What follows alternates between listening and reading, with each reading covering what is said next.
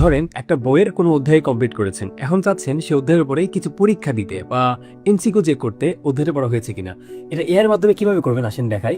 এই যে নোটবুক এলএম নামে একটা এআই টুল রয়েছে, এটার মাধ্যমে কাছে খুব সহজে করা যায়। আপনি এইটুকু অংশ দেখেন, এটা কিন্তু সম্পূর্ণ কুইজ, অর্থাৎ আমি একটা চ্যাপ্টার এখানে আপলোড করেছি এন্ড আমি সাপোজ এখানে উত্তর দিচ্ছি, উত্তর দিলাম ভুল আসছে, রাইট আনসার দেখাচ্ছে এই জায়গাতে, এখানে দিলাম এটা রাইট।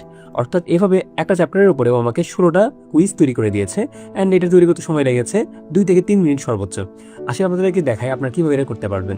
ফার্স্টে যে কাজটা করবেন, আপনি সার্চ বারে এসে সার্চ দিবে নোটবুক এলএম .google.com। আপনি এটা লিখে সার্চ দিবেন, সার্চ দেওয়ার পরে এরকম একটা ইন্টারফেস চলে আসবে। অবশ্যই আগে অ্যাকাউন্ট খুলে নেবেন, এরপরে এরকম ইন্টারফেস পাবেন। এটা কিন্তু মোবাইলেও সম্ভব, আবার ল্যাপটপে বা কম্পিউটারে সম্ভব।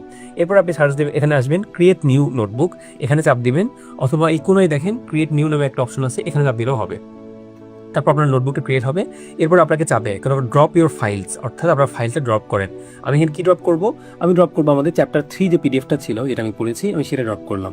সেটা ড্রপ করার পর এখানে একটু লোডিং হবে, লোডিং হতে একটু সময় নেবে এবং এই লোডিংটা হতে হতে কিছুক্ষণের মধ্যে লোডিংটা হয়ে যাবে।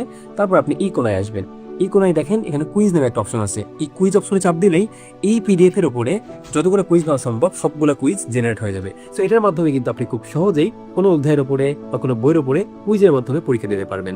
আর এই নোটবুক এলএমের কিন্তু আরো অসংখ্য ফিচার রয়েছে। সো এই প্রত্যেকটা ফিচার নিয়ে আমরা আলোচনা করতে চাই আমাদের নেক্সট লাইভ ওয়ার্কশপে। আপনি যদি আরো বিস্তারিতভাবে প্রত্যেকটাই শিখতে চান, তবে যুক্ত হন আমাদের সেই ওয়ার্কশপে, কমেন্টে লিঙ্ক দেওয়া আছে।